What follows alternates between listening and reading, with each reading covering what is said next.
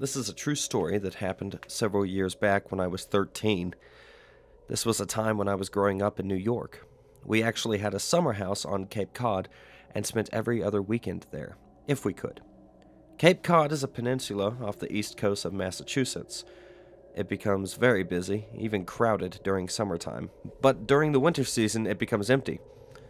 The majority of these houses in our area are owned as summer houses, so during winter the houses are still there, but the people are not. In contrast to New York, there are only street lamps on the single main road in this town, the main road that goes from the town center to the beach. Aside from this road, all the others are dark and very black at night. Also, Cape Cod extends out to the Atlantic from the mainland, forming a bay, Cape Cod Bay. Not only can one watch the sun rise over the Atlantic Ocean, but can watch the sun set over Cape Cod Bay on any given clear day. Another effect of being surrounded by ocean is that there's very little man-made light at night. The stars are so clear that the Milky Way is clearly visible spanning across the sky on clear nights. This story happened during the vacation period between Christmas and the New Year. The Christmas celebrations were finished. There was plenty of leftover turkey and pumpkin pie. We got a bit of cabin fever with all the Christmas food and family on one evening. My older sister, who is 7 years older than I, 20 at the time, came up with an idea to take a walk to the harbor, which was about a 20-minute walk from our house. The harbor can be fun because we can walk out on the docks and walk among the boats. While I was a bit creeped out to walk around a deserted beach town on a cold winter night, I also thought it would be fun to get out of the house and maybe even be exciting. We headed out.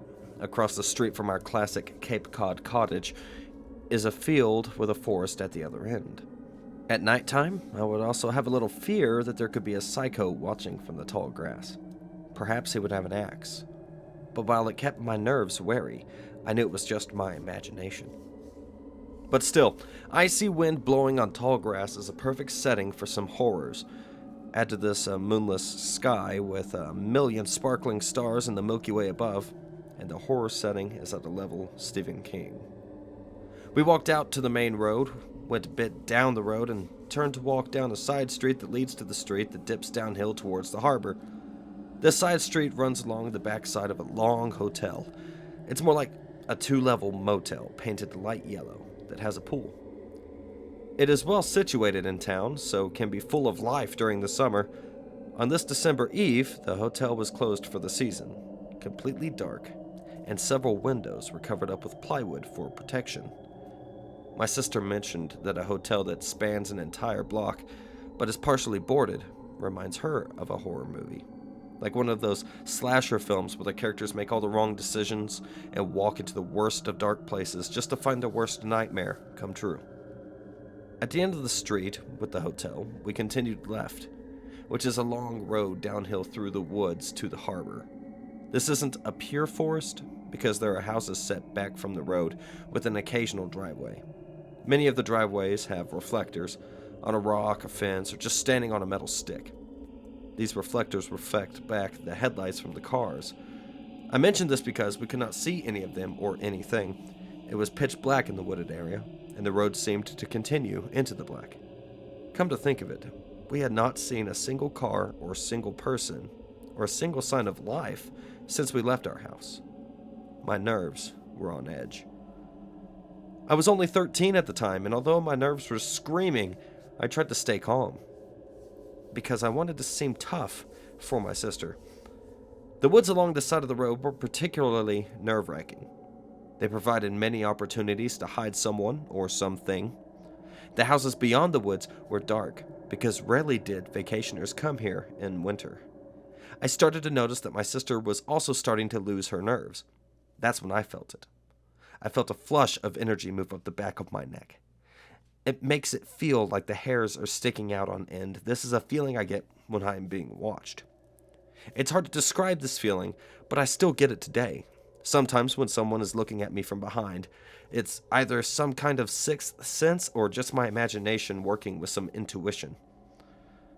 We were now midway into the wooded area, down the hill towards the harbor. I was starting to lose my shit. and was just about to stop pretending not to be freaking out and tell my sister, let's go back, when she suggested it. She said, it is late. Maybe we don't have to go all the way to the harbor. I replied back, yeah, plus it's kind of creepy and dark down there. The back of my neck was shivering, and I felt my body shudder as it wrestled between acting relaxed and flipping the switch to fight or flight mode. My sister replied, yeah, very creepy, come on. Let's go back to the house. We can see the harbor tomorrow. We turned around and she grabbed my hand and we started walking fast back up the hill. I remember that she held my hand so tight that it hurt. My sister never holds my hand. I can't think of another time she did this. And this is where the story takes a deep dive down the rabbit hole. As we got towards the end of the wooded area, my sister screamed out, I've got a knife, and I'm not afraid to use it.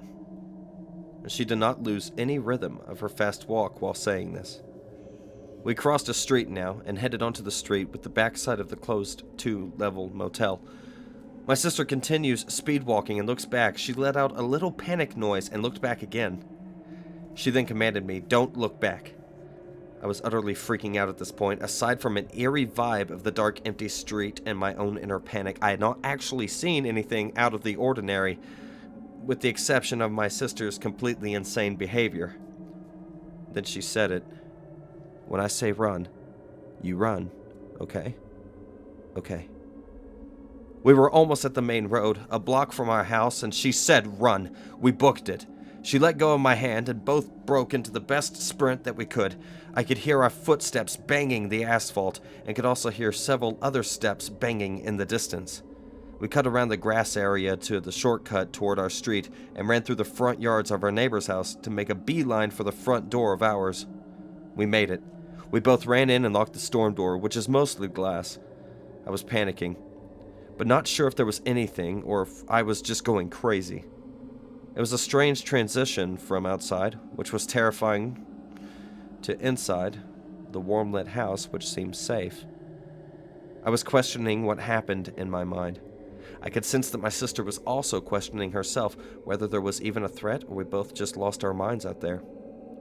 I asked my sister what she saw, and she said that there was a man that was standing at the edge of one of the driveways. We walked right by him on the way back. She said that when we were behind the hotel, he crossed the street and was following us. She said he was looking right at us, and although we were walking fast, he was gaining on us. She explained that it doesn't make sense that a man would be standing out there in that dark, wooded area. Honestly, I don't really understand what happened that night. I'm not sure how much of what my sister said is true, if she was seeing things or not. One thing for sure, I realized that I prefer walking to that harbor during the daylight.